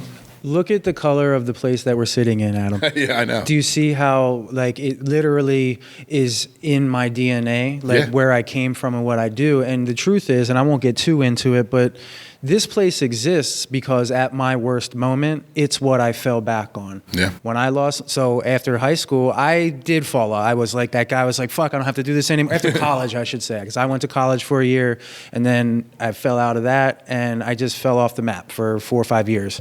And then I lost my brother. And then a year later, the day after the Phillies won the World Series, I lost my cousin. So within a year and 22 days, I was 25 years old. Both my best friends in the whole world are dead, gone. Don't have that to lean on. The only thing and the only time that I could remember feeling strong was at CB West, where we were all working towards something. Yeah. But when I always felt good putting in that effort. And so that was literally what I fell back on, because my choices were, my brother showed me how to get out of pain. I could take my own life. I could go do what he did. I know you know some people that have done that, right? I know Buckley has too. Yeah. That's fucked up, and I want to talk about that. But in that moment, I fell back on what those guys taught me. Yeah. And I needed a place to start rebuilding myself and a way to do that. And so I found myself going back to the gym, but then my body was all fucked up, right? Joints hurt, all this kind of shit. And I couldn't do what I did at West. So I was like, fuck, man, like, where do I go? So I started looking at nutrition and like functional movement and how to rebuild my joints and all of this stuff. Yeah. And that actually came back full circle, because now I can train similarly to how I did in school. Right. Without beating myself up, while gaining muscle, strength, cardio, all of those things. But really the mental resiliency, like you keep talking about, is, and he's seen me do it. Like 2 months ago, we had a news crew here filming us because we were on ABC News a little while ago. Oh, cool. And so they were here for like four hours. And Jeremy says, he's like, John, you could have just, that was a long day. We could have just like gone out to lunch. As soon as they were out the door, like he said, I put the lock and I just went into like, I have to lift today. Sure. Because it's just part of what we do. I think there's such a huge connection. I've even tried to get my wife to start lifting because, she has some stuff that she suffers from mentally, and I think it would be extremely beneficial. I think anybody who has it, first of all, I think it's beneficial for everybody, but specifically if you have some challenges in your life, right. It's very beneficial because there's such a strong connection between your physical health and your mental health, and I'm sure you guys know better than I do all the science about releasing endorphins and all the stuff that happens, but like all the things. When I get up and I work out in the morning, my current job allows me to go into an Olympic type facility that's unbelievable, right? Yeah. Work out in the morning, get my workout in, recover properly. We've got saunas and cold plunges and light beds and all kinds of crazy stuff, and take my recovery seriously, and then go about the rest of my day. And most mornings I get up, I don't want to do it because I'm like, oh man, it's like 4 o'clock in the morning. I got to drive an hour. I got to go here. I got to do this. And I have a program that's been designed for me by some really talented people. But once I start getting into the workout, right, I start feeling a little better. Once I get, halfway through, I'm like, okay, I only got halfway left to go, right? And then by the time it's over, you feel great. You get a shower, you get yourself cleaned up, and I always feel better after that. And I think that's super important. I love the black and gold here because I went back to CB West recently. My son was wrestling for a middle school that now feeds the high school before we moved, and I took him to the wrestling workouts. Mm-hmm. So you'll appreciate this. The wrestling team has the strength and conditioning program, and they bring the kids in there at a young age to get them started, and then it'll feed the high school. So I take him to this. Now I had already had him lifting a little bit, just some basic stuff, learning how to squat, learning how to deadlift, learning how to bench press, military press, nothing crazy. Yeah. And then I take him in there, and first of all, only one other kid showed up for the session. Wow. So I was like, what the fuck? Yeah. And then the guy, I told him, I said, yeah, my son's lifted a little bit, but so he has him, put a little weight on the bar, but he hadn't put like nothing on the bar because I think he was just, he's like put like 2.5 on each side. I'm like, he usually warms up with like 95 pounds. So I'm like, whatever, just do what he tells you to do. And so by the time we were done, the guy said, look at me. He's like, I'll be honest, I really don't have anything for your kid. He's like, just keep doing what you're doing. And I said, cool. I was like, I just wanted to see if you guys have a program or something. I want to make sure that whatever I'm having him do is what you guys think is appropriate for a wrestler, because I was never a wrestler. Right. I'm a grappler, and I think I could build a program for a grappler, but I'm not the guy. So if you guys have something specific, I want to make sure that whatever I'm teaching him coincides with. But it's just a different mentality now. And the gym has changed. I was going to ask you, it's not the dungeon. It's not the dungeon anymore, and it's totally different. Now it's nice. Can you describe the dungeon? So we just said that word, and people think, oh, you're fucking crazy. It wasn't a dungeon. So you walk in, you go down a set of stairs, and you walk into a long hall that leads to the locker room, and then to the left is the gym. And it was dingy. It was dark. It was probably moldy. The weights had rust on them. Right? And actually, you'll appreciate this. Sounds perfect. The first gym I lifted at after I left West was, oh my God, I can't remember the name of the gym. Oh, it was a place in Glen Olden called, it'll come to me. But anyway, the guy, Steve Pucinella, was like a Highland, Highland Games guy. Iron Sport. Yes, I've heard of him. Yeah, so Steve, Iron Sport, beautiful gym, 24/7. They got Atlas stones, and this is like 20 years ago, right? They had Atlas stones and crazy beautiful stuff. Looking.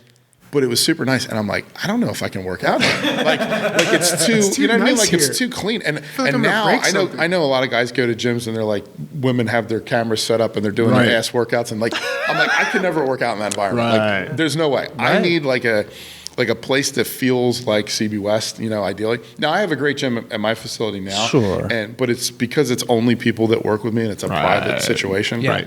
Right. That checks the box for me, even though it's way cleaner, way nicer. But I still, back to the dungeon, man. That was it. And at the time, you don't think about these things, right? You take all this stuff for granted. There's no air flowing down there. It's fucking these huge fans just like blowing this sweaty ass air around. It was, dude, and I don't know how we fucking were. It sounds like a perfect environment to give you exactly what you needed. And it smelled horrendous because you would hang your pads in the one section. So guys, like Picciotti and all those guys, they would have their pads with their practice jersey. It probably hasn't washed ever. Or half shirts that they were wearing hanging up. And that stuff smells like absolute death. Yeah. Right? So, but that was the environment that we were training in. Yep. And it was just par for the course. You didn't think about it. But then once it's like I said to you before, when we were there, I hated almost every second of it. I remember being like, I can't wait till this is fucking over because I can't do this anymore. Yeah. Right. My senior year, when they told me Pettine was going, I was like, oh man, that sucks because, this guy's a legend and we're losing him. But then when Mike Carey was stepping up, I was like, all right, well, we're still going to be the same thing. Yeah. And actually our motto shirt that year, and I'll never forget this, I wish I still had the shirt, but it was new regime, same machine. That was the motto for my senior year. Right. So Mike Carey sits us down, and it was myself and a handful of other guys, and he's like, okay, you guys are going to be the captains of this next year. So I'm like, oh, that's pretty cool. I'm honored to be considered for that. Yeah. And dude, I lost my captaincy probably a dozen times. It was almost every week. Right. To the point where he would take it from me, and then come Friday, he'd be like, "Okay, I'm giving you back your captaincy," like trying to pep you up for the game. Of course. And then about halfway through the season, I was like, "Look, are we going to keep fucking doing this?" Or Yeah, like, just keep it. I go, "Look, I don't give a fuck about that." Like when they announce my name and they say, "And he's a captain," that doesn't change anything I'm going to do on that field, right? It doesn't change any of the anyway. leadership qualities that I have with regard to this team. Yeah. Whether you put a little C on my jersey or whatever the fuck it was, like, doesn't bother me. But yeah, but back then, man, hated it, didn't want to do it. You go down in the dungeon and you're like, what the fuck? But it was just home. It was normal, And then when you leave all that and you don't have that anymore, and I think this is why a lot of guys in the military have problems, right? It's like you go in the military. Like, Buckley would be a better guy to talk to because I've never been in the military, but I've worked very closely with the military my entire career. And I can tell you that when those guys get out and they have PTSD, it's usually not from the things that most people would think it's from. It's not from having been shot at or having killed people or stuff like that. It's because they no longer are part of a team, right? And they don't have that group. I have guys that worked for SEAL Team 6, right? And they were a brotherhood of incredibly tight people. And the day you leave, you're no longer in that circle anymore. Right. So now you're like, okay, well, maybe I still talk to these guys here and there, or maybe I see them at a barbecue, but I'm not part of the team anymore. I'm on the outside of that circle. Who am I now? Yeah. Right. So now you're like searching for a sense of purpose. You're searching for yourself. I experienced this when I left law enforcement. When I left my team, it was like, that was kind of my identity, was wrapped up in that, right? Sure, so now that I don't have that anymore, I'm like, well, what the fuck am I supposed to do? Right.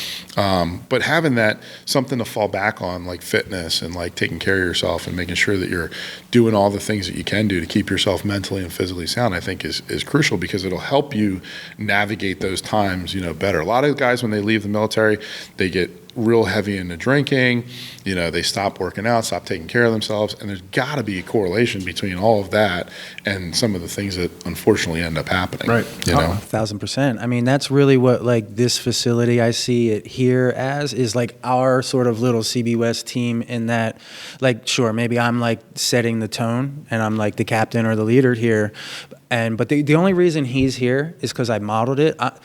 Look at him. Do you think he's the kind of guy that I could be like, you have to fucking do this, this, and this? He's not going to take orders. Right. He does it because I do it. And he's attracted to that level of energy that we got. And I didn't realize that after CB West, similar in that I went to college, played a year of football, was not the same. No. It wasn't. Yeah, it's not. And then that fades away. Identity, who the fuck am I, whatever, not lifting, feeling depressed, shit like that. Lose my brother, start building this thing back up. But for 10 years, I was the crazy one who was doing this stuff so fucking consistently, and it was really keeping my head right. Yeah. But people are like, bro, you're fucking weird. This is not what we're going to do, whatever. But I steadfast and stood long enough. And I didn't have kids in a family, and I still don't, simply because, well, one, I've had a lot to work through, and I also wanted to make sure that I could take care of them if I ever brought anybody into this world or did that. But I also believed so much in what we were doing that somebody needed to be crazy enough to stand on the front line until it became a thing that other people wanted to stand on the front line with too. Yeah. And now we're really starting to hit that critical mass. Like the business now, we have no debt here. We are profitable for the first time in 10 years. And things are just starting to creep up. And I just see, sure, inside out, like what that is. But the energy of people now, when they come here, it's like their own little CB West. I didn't realize how much it would be that for them, because they're like, oh, she's doing this and Jim is doing that, and we're all working together. Because then when they go back out to their lives, they're like, oh, this sucks. But they come here and they borrow our energy, and it lifts them up a little bit. They pass that on to their people out. And instead of being depressed and not having anything, they come and plug in here, and then it's like an outward spill of like throwing a stone into their lake, and their people around them are starting to see that they're setting a new standard of like, we don't want to be scared anymore. We don't want to be afraid. We don't want to feel like shit. And we want to be able to be there for people if they need us too. Right. And that's been fucking amazing. And I didn't realize until we got here something that it could be. That's awesome for your your clientele and your people, but it's also awesome for you because, oh my God, dude.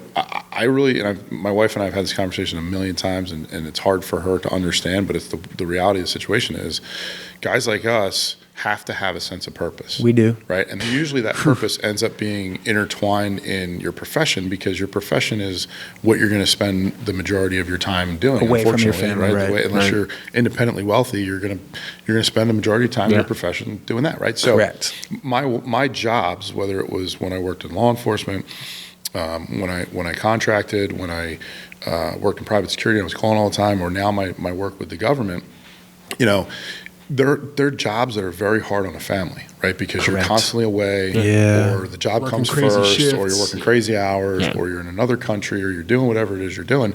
And I can't tell you how many times my wife has said, "Why can't you just get a regular job, right? Like work I'm not at a regular guy. work wherever, and then be home every day." And I'm like, look, there's not a lot of regular jobs that my skill set and background and experience qualify me for. Sure. Right. I don't have a college degree. I don't have some of the things that some of our friends do. Yep. But B, like, this is what I do. Like, this is just who I am. It's what I do. It's what I want to do. It's important to me. It's important to, the country. It's important to a lot of different people. And so that's just who I am, right? And I've always been this person. So I never pulled the wool over your eyes when you met me. You met me in uniform. I was in law enforcement, right? And then I was doing this, and I was doing that, and I've always been that guy. I've always been consistent. So I think we have to have a sense of purpose, whatever that purpose is, and it's what drives you, what motivates you to get up every day. I personally could not, work at Target, get up every day and fold shirts and be motivated to do that. Right. That's just not something I could see doing 40 hours or 60 hours a week or whatever with my life, unless I had no other choice. Now, I've done stuff like that because there's been times where I've had to do things like that because it put food on the table. Got to pay the bills. But if I have the ability to do something I love, do something that's important to me, and do something that I believe is important, and simultaneously support my family, then that's what I got to do. That's a win for everybody. Yeah, for sure. I mean, when I met my fiance and I was already 7 or 8 years into entrepreneurship, one of the things I said to her was like, I really do dig you and I love you and I want to make this thing work. If you make me choose between my dream and you, I'm going to choose my dream. Yeah, you gotta be honest The with mission, them. the thing that like, because I can't turn that off and then like be on with you. No, because you won't be you if you give up on that, right? Nope. You're And she wouldn't really want that. You can't kill your everything that you are and everything that you've tried to do and everything that you've become, Right. just to be with this person. And that's kind of how I've explained it to my wife, is like, Yeah. sometimes I wish I could, right? Some days I wish I could be satisfied. Yes. Just going to Shut that it off building, sometimes. punching a time card, as long as the money they pay me is enough for me. Yeah. I get to be home every day at 3, 4 o'clock. Yeah. I get to be in my kids' lives more. I get to coach them in their sports. I get to not miss baseball games and wrestling matches and all that stuff. Right. But the reality is that as much as I say that I wish I could do that so that I could have all that with them, I know what that would do to me. And I would not be the kind of person that they would want to be around. Right. I wouldn't be me. No. It just wouldn't work out. No. If you work at Target or some municipality, please, we're not ragging on that. And maybe Not at all. No, tiny no. bit envious that you can do that and go home to your families. Yeah. Just wired a little differently, maybe. I don't know. Yeah, for but sure. that's so yeah, please nobody take that personally. Yeah. So you got anything else for him? Not at the moment, no. Not at It's the moment? like soaking it all in right now, man. Nah, It's this like, is- it's a lot of stuff. Like, we Well, just let's bring came it off the back cuff around real easy to with it. like, we'll say current stuff. Yeah. You have a job. We could say you work for the federal government. Yeah. Cool. And they train you. They have programs that they work you through. Yep. How does that impact, like when you're away working at your job, or you have to be on site, we'll say, right? How do you sort of coach your family to be okay with that when you're away? Good question. Well, so right now, I've done this in phases, right? So the first phase was over the last 3 years, I was a contractor for the federal government. And at that time, we lived here in the area, in the Bucks County area. Yep. But I basically stayed down in Virginia or overseas, wherever I was working. Sure. So that was difficult because I was gone pretty much every week, home on the weekends. Any contact? Or? And yeah, contact, like phone here and there. But Sure. like, it's not the same. You come home Friday night, Nope. you're trying to squeeze everything into a weekend, and then you're back to work Monday morning. That's tough. Or you're overseas for a period of time, Yeah. and then by the time you get back, you're home for a little bit, and then you're right back to the grind. Now, my job's a little bit different, and we all move down there together. So for the most part, when I'm not working in another country or away, I can go to work, do what I need to do, and come home And every be with day. your family. And most of my day-to-day stuff for this position is training, right? It's just staying sharp. So I'm working out, I'm shooting, I'm doing all the things that I need to do to be ready to do my job. So that's great. But like I was telling you before, you know, we got on air here. The area that we're living in for the family's not really working out with the school, so we might be coming back. So I might be back to the situation where they're here, I'm there, you know, and we're going back and forth. And there's really no great way to prepare a family for that other than to make sure that when you are home that you are present, right? You're engaged. So I try to, and I don't always do a great job, but I try to stay off my phone. Yeah. I try not to take too many calls or anything like that. When I can, if it's something that can wait, I'll make it wait. If my kids and I are watching a show, I try to stay off my phone. There's definitely times where out of habit, I'm like, what's going on? You know, and then my wife's like, hey, put your phone away. Excuse me, stuff like that. But I just try to make the most of the time that I do have with them. Of course. Whereas we've never really had a normal life. There's never really been a time where I've been home every single day. Right. Got it. They don't know any different. So they're kind of used to that in a certain regard, but also at the same time, like these last few months, we've kind of had that because I'd go to work during the day, I'd be home at night. But I still tried to have that model of like, when I'm home, I'm home. I'm really focused on you guys. But it's not lost on me, and I definitely don't take it for granted because I've been gone so much that when I am home, I'm soaking up this time. I'll be honest with you, when I look at my kids, and you know, one's 10 and one's 14, two boys, I would have never, if you know me 20 years ago, so you'd have been like, I can't believe this is the same guy, because I was a complete fucking raving lunatic. But now I look at my kids and I go, I look at an hourglass and the sand is just dripping out of that thing with how much time I have left with them at this age. Okay. Right? Like, my 14-year-old's going to be 18 in 4 years. Right? My son's graduating high school this year. He's turning 18 next Wednesday. Like, and a lot of the guys I work with, you know, were in the military and they were overseas half their lives, and so they missed their kids growing up. You know, so when I hear all that, I take all that in, and I have my own experience with that. I really try to just enjoy every moment that I can with them.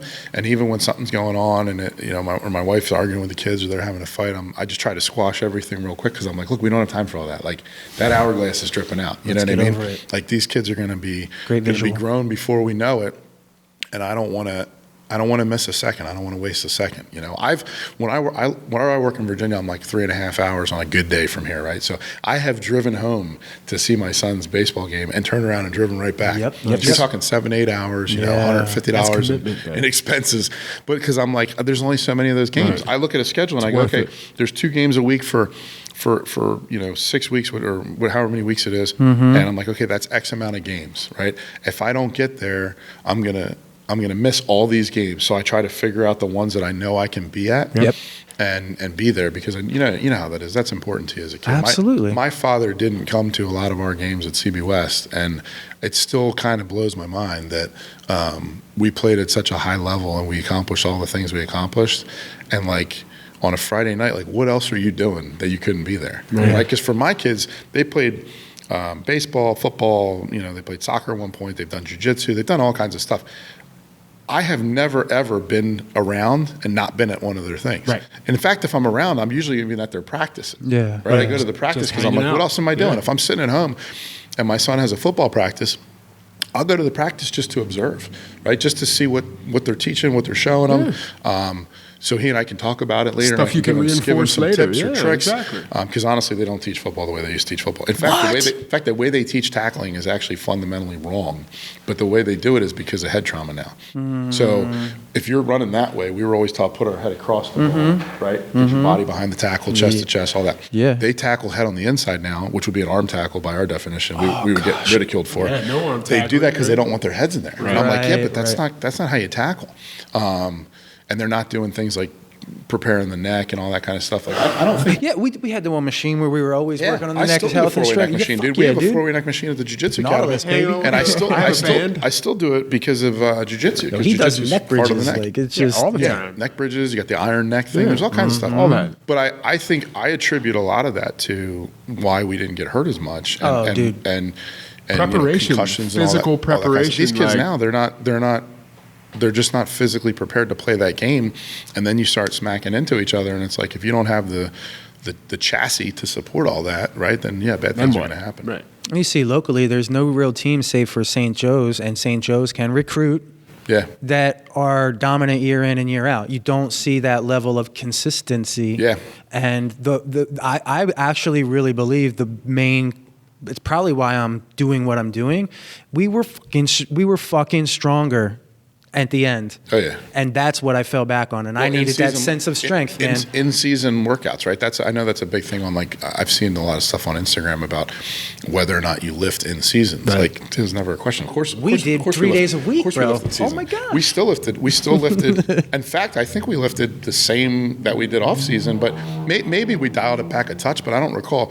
But I mean, I know we used to have like light, medium, and heavy days, or yes, whatever, right? Exactly. Something like that. Yes. Our program was super basic. It wasn't anything crazy. It was basically like the big three, bench, squat, and power clean. Yeah. I don't even think we deadlifted at the time. Deadlifts become a big thing, but like we were so strong and so capable. I think that definitely helped with injury prevention. I know it helped with being able to keep guys on the field. Guys like Dave Camburn and Phil DiGiacomo played both ways the whole game. Yep. Right. I mean, how are you going to do that unless you have an extreme high level of physical fitness? So the program that Joe Hallman had created for us, to me, that was the foundation. When I started teaching my son how to lift, my program now, we do all kinds of different stuff, right? Because it's more modern, and we're doing Bulgarian split squats, and we're knees over toes stuff, and all kinds of crazy stuff.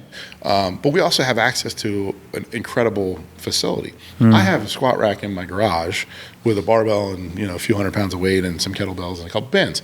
So for my son, I just started him on the basics. So it was bench, squat, deadlift, RDLs. Some rear leg elevated split squats with body weight. T-bar rows. Yeah. If I had one, I have them doing bent over rows. But yeah, stuff like that. You know what I mean? Like very, very simple, basic movements that help you become strong. And then once he gets into CB West or wherever he ends up going to school, he'll have a base. They'll have a program, and he'll work their program. Yep. But I tell him it's important. It's like, to me, it's non-negotiable. My non-negotiables are education, fitness, and self-defense. Right. Those are the three big ones, because if you're smart, if you're in good shape and taking care of your body, because you only get one, right, and then you can protect yourself, because someday someone's going to try to take all that from you, or potentially others, or could, right? And you want to be capable. And for my son, I'm like, hey, look, I'm gone all the time. When I'm gone, you're here with your brother and your mother. And he's a pretty big kid. I mean, he's, at 14 years old, he's 5'7", like 180 pounds. So he's a pretty good sized kid. Right. He's built exactly like me. He walks like me, talks like me. Oh no! It's very frustrating having two of me in one house. Can imagine. Especially because at that age, I was one of those too. Luckily, he's not as bad as I was at his age. He's definitely got a short fuse, but he's not nearly as bad as I was at his age. Because I do try to help. That's the benefit of your you've gained wisdom over time. You've been modeling you've been modeling that behavior. Trying you realized to. it. Like I said, I definitely don't succeed all the time, but I do. When I fuck something up in the house and I blow my load, I tell him, I'm like, hey, look, I was wrong. Here's where I went wrong. Right. There it was. When I calm down, right after the smoke fucking cleared, I'm like, okay, here's where I went wrong. I shouldn't have done that. And then as he's getting upset about stuff, I definitely try to talk to him in a way that's not going to make him, because I know what I needed at that age, right?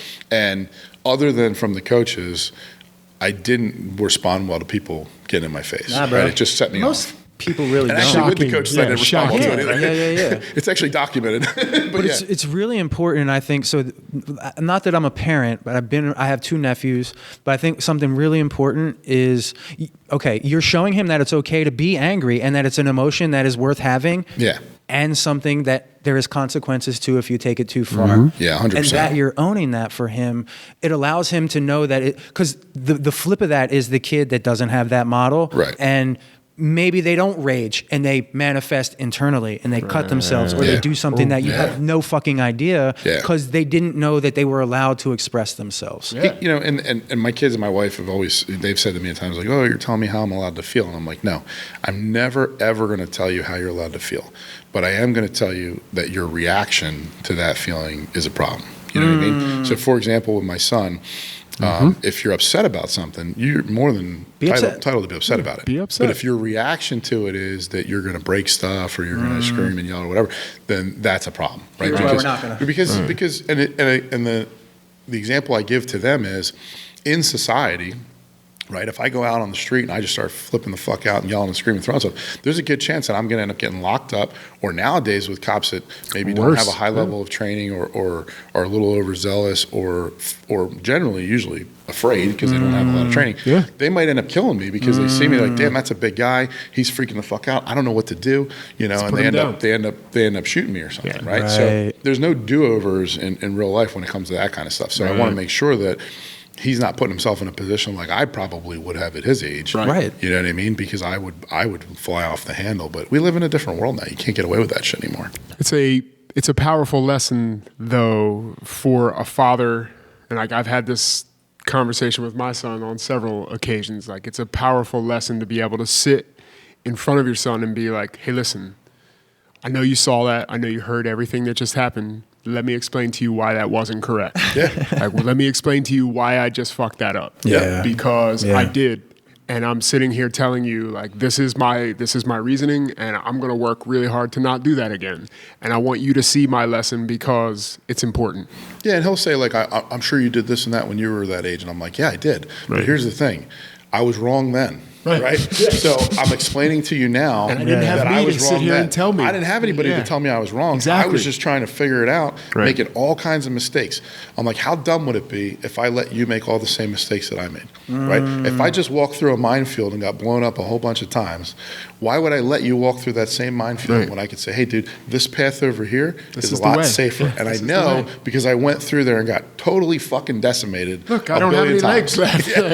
So I mean, that's my goal is, and unfortunately, as a father, you can't do that for everything, right? There are some things you're going to have to let them fall and get back up. And that's where it is an issue for me, and I'm trying to figure that out as I get older. Is like, I do want him to at some point get in a fist fight and be like, you know what I mean? He's gotten in little stuff at school when he was younger, but I'm saying like, like I got in some real ones when I worked in nightclubs. I do want that to happen, but I also am terrified of that because nowadays you get hit, you fall, your head hits a curb, you're dead. Right? One time you get punched in the face. You see it happening a lot. So you're like, I want him to have that experience, but I also don't want him to have to go through all the shit I went through to get that experience. Fuck yeah. And I want to have it with bumpers on where I can control it. You know what I mean? A little easier or better. Just something better. No, you hit on something which brought up a great question. So when you're away then and they're home, does that fuck you up mentally? Like how do you sort of compartmentalize so that you can keep that high level of focus without like the emotional aspect of knowing you're not going to see your kids tonight because you have to be on the job, dude? Honestly, I'm so used to it that like it's not that bad for me personally. Like I can if they're all good, and if they're all they're fine good, and they're happy and they're healthy and they're getting along, my wife and my kids are all okay, I'm fine. Okay. It doesn't bother me at all. But what usually happens is they're not good, right? So something happens. It's either my wife and kids get in an argument and now I feel compelled to have to help mediate that, or it's like my kids are being difficult and my wife's having a hard time, and then I feel guilty because I'm not there to help. Right? Or the kids are struggling with the fact that dad's not home and they need a dad, they need a father. That's the stuff that fucks me up. Got it. Right. So just being gone, I can compartmentalize in my head like, hey, I have to go here for 30 days or for 60 days, do this thing, and then I'll basically press pause. You guys will do your thing. We'll come back and it will just resume. Right? Not a big deal to me. But if something happens in that time, which it does, and it could be anything, but usually it's more so like the kids having issues with me not being there to help with something, my wife having issues where she has more on her plate because she has to deal with 2 crazy kids and a job and whatever else is going on, 3 dogs, So that's the stuff that fucks me up is when my wife starts texting me or calling me if I'm in a place where she can, and it's like, this is going on, that's going on, and I'm like, I don't know how to help you. Right? And then the other problem is, and you guys have probably experienced this with women, is women do this thing where they text you or call you, but they don't want you to fix the problem. And it drives me fucking insane. Just to let you know that it's going on. It's the most illogical, ridiculous thing in the world. We want to fix everything. But they're like, I just want you to hear me. And I'm like, I don't want to hear you. If you're coming to me and saying, hey, all this shit is fucked up, I'm going to look at it and go, how can I help fix that? How can I make it better? What if you move this over here? Because that's the logical thing to do, right? If you bring me a problem, hey, I'm having this issue. I'm like, okay, how can I help you? What can I do? Right? But that's not what they want. They Not just at all. want to tell you to listen and then go, oh, I'm really sorry that that's going on. Right? If I was can't there, do I'd that. give you a I am hug. incapable of doing that, to the Right. point where I've told her, don't even fucking call me if you don't want help. Call one of your girlfriends because they're going to be more inclined to react the way That's you'd what want you're them supposed to react. be here for. That reminds me. It's ridiculous. That reminds me of that commercial. I think it's on YouTube. But you remember there was like a woman sitting with like a nail sticking out of her head. Yeah. And her boyfriend is talking to her. Yeah. And she's like saying something like, something's fucked up at home. And he's like, yeah, you have that nail sticking out of your head. If we just pull out the nail, Yeah. everything No, will be I fine. don't No, want no, no, don't do that. Don't touch You the nail. always bring it back to that. You always Right. bring it back to that. And then at the end, he's just like, oh, that must be really hard for you. Right. Yeah. He finally learned. And he finally learns, and then she's like, "Oh, thank you so much." And then you see him go up and like pull the nail out. Yeah. So that's the hard part for me is when they're not okay. Right. Right. The other hard part is sometimes there are times where, I'll be somewhere and I'll be thinking about them, or I'll miss them, or I missed an event. Like I've missed a lot of birthdays. Sure. I still do, but I do some contract work for the NFL. So I used to work the Super Bowls every year. No shit. So I worked like the last time the Eagles were in the Super Bowl, not this one that they won. but the- 22 in Phoenix. Yeah, in Arizona. Yeah. I was there with them. No shit. I was with the 49ers a couple of years, the Chiefs a couple of years, the Bengals 1 year. So, but that always falls on my oldest son's birthday, right? It's like So I would February, always miss that birthday. Now, to me, I don't personally look at it as that big of a deal as long as we still celebrate it and do something. Like if it's not on the exact day, like if it were my birthday, I don't really care, right? If we're like, hey, we're going to have cake on Friday, but your birthday's on Sunday, I don't care. Right. So for my son, I'll say, hey, I'm going to miss your birthdays or something special that you and I can do. Then the one year we went to like an Eagles-Cowboys game, which is, Right. by the way, not a great idea. But stuff like that, right? So times like that where I miss something that is important to them, That's hard. That's hard because it's like, okay, I missed a birthday, You won't or get it I back. missed, You're I still missed a human, the last right? You baseball still game got of the feelings, season. right. I'm not going to get to see the wrestling match or whatever it is. And again, I always go back to that hourglass thing, right? Where I'm like, time's just ticking away and I'm missing so many things. And that's been my entire adult life since having children. That has been my biggest thing that I've had to kind of navigate, is how to do all the things in life that I'm trying to get out of this life, me personally, right? To feel fulfilled and satisfied and like I'm actually making a difference or doing something that's important, but also be a good father and be there, right? And those things are not mutually exclusive. It's very difficult to do them both. So it's a balancing act. And there's going to be times where this one's getting more love than this one, and there's going to be times where it's the other way around. Yep. So it's very challenging. Whereas if I had that regular job, whatever that regular job is, I would have no satisfaction, no personal sense of accomplishment, whatever, but this would be full. And sometimes I do feel like almost a little bit selfish in a way because I can't do that. You know what I mean? I almost wish I could do that because it would be so much better for them. Yeah. But then again, I always go back to,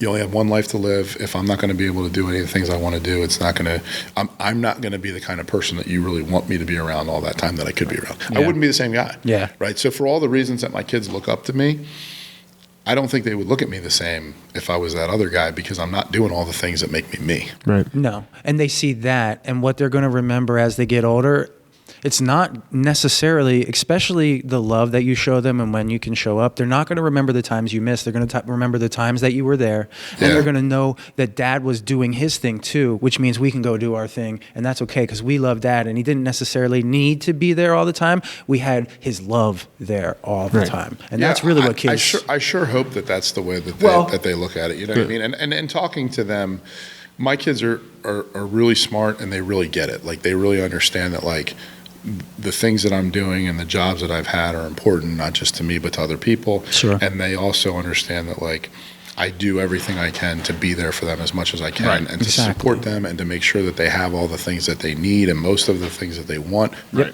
But also I push them, to be better. Yeah. Right. And to try, I don't push them like we got pushed because they're not quite there yet, but I push them, I push them enough to be like, hey, like I said, our big rule is if you start a thing, you're finishing that thing, right? So if you start basketball season, you're finishing basketball season. Yep. You're not going to miss practices just because you don't feel like going, unless you're legitimately sick or something like that. You're going to go to practice. I don't care if you want to be there. Most of the time, by the time you're done, you feel better anyway, and it's fine. If not, doesn't matter. You made a commitment to your team, and you're going to honor that commitment. And then when that season's over, if you decide that you don't want to play that sport again next year, then that's fine. Find something else to do. Right. I don't make them do anything, but I make them finish everything. Right. That's a smart way to be. I could talk to you for hours. You are home. You are home on limited time. It is so good to see you. Selfishly, I want you to stay here, and I also want you to go be with your kids. I appreciate So we're that. going to pull this thing in for a landing. We usually have a question that we end with. Okay.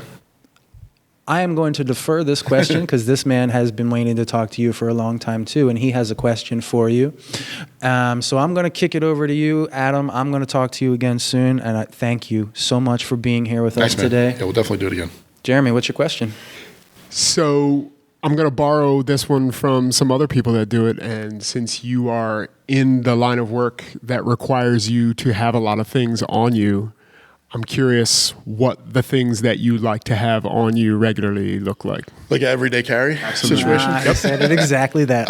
Well, I'll tell you what I have on me currently, right this second. I have a Glock 45, which is a 9mm Glock with a 17 grip and a 19 slide. Sure. With a Holosun green dot on it. So I usually have a red dot, but this one's green. And I like green better than red myself. I do too. Yeah, my eyes gravitate towards it, but for work we use red dots, so I try to. Most of my pistols that are equipped with dots are equipped with red dots. Yeah. But this one's green. I like this one. It's being carried in a Filster Enigma, which is a system that allows you to carry without a belt. So if you don't have a proper belt, Wear your gym shorts. you can wear. I'm wearing some like board shorts. Sure. My wallet, my phone. I usually have a flashlight on me. I left it in the car today because I figured, shouldn't need it in here. Right. And then I always have a knife on me. So right now I have the Amtac Northman, which is a small fixed blade pocket knife that I got from Bill Rapier. And I don't, I know you're affiliated with the SOC guys. I've trained with Tom and I've met a lot of those guys. I'm friendly with a lot of those guys, but I've never really trained in SOC. But I do like some of their knives, and I have a couple. I have the Northman, which is it's not really a SOC knife, but it's a Bill Rapier knife, and He's part of the tribe. He's close enough. Yeah. And then I had a local guy in Philly, Brian Schultz. I don't know if you know Brian. But I know Brian very well. Yeah. Hey, Brian. So I know he's recovering. He had some real medical issues going on. I just helped him get his shop back in order. He just awesome. got his shop back rebuilt at the end of last year, so he's ready to start going. He made me a knife that I carry a lot. It's called the Sinister. Yep. It's very similar to Very like a familiar rat. with it. Yeah. Yep. And then when I'm at work, I generally carry either a SOC P dagger or the SOC P. I think they call it a rescue tool, but it's basically, it's similar in design, but it's got a glass breaker and a seatbelt cutter. Yeah. And the reason I like that is it's totally legal, right? Because the dagger being a double edge is an issue for carrying domestically. Sure. But yeah, those are the things I have on me right this second. And then when I'm working, I always have some type of tourniquet or something. In my car, I have a bag that's got, like a med kit. Sure. So you have all the basic stuff, your gauze, your combat gauze, your pressure dressings, your chest seals and MPA tubes and needle, decompression needle and tourniquet. So if I'm working, I always have that with me. If I'm out with my family, I might just have a tourniquet in my pocket or something like that. But yeah, generally wherever legally feasible, I always have a pistol. I always have a blade. I always have my phone, my wallet, and I generally have a flashlight. As far as like personal defense stuff, that's pretty much it. And then I'll scale that up or down based on what I'm doing. So sometimes I'll have multiple pistols or a pistol and a rifle. Obviously, I might have more ammunition depending on where I'm going. Sure. Always have at least one blade. Usually I'll have two, and then sometimes a multi-tool just for general utility purposes. They come in handy. Yeah, and then I always have a flashlight. That's just a kind of a hangover from the law enforcement days of like, I'd come in a building like this during the day, and you think it's going to be light in here, and then you come in and like all the windows are blacked out. Next thing you know, the electricity doesn't work or something, and you're like, oh, I guess I need a flashlight.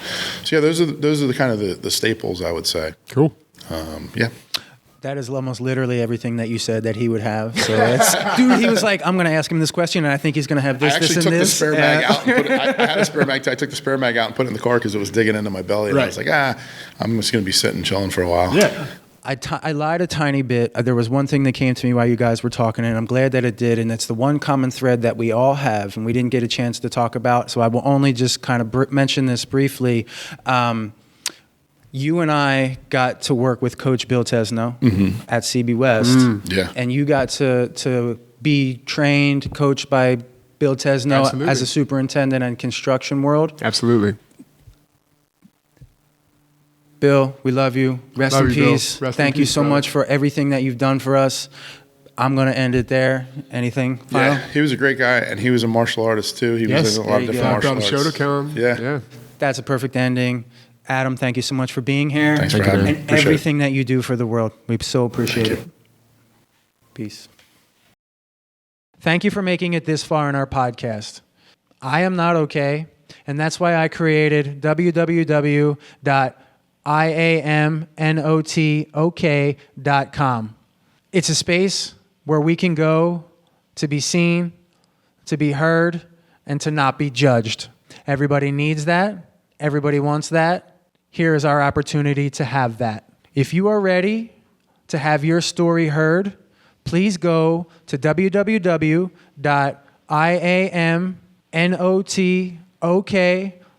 www.iamnotok.com/contact, CONTACT,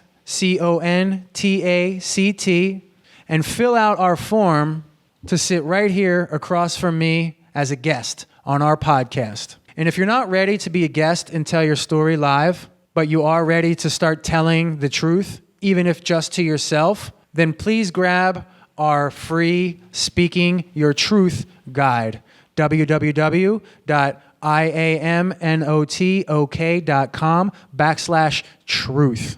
We look forward to seeing you on the inside. Be well.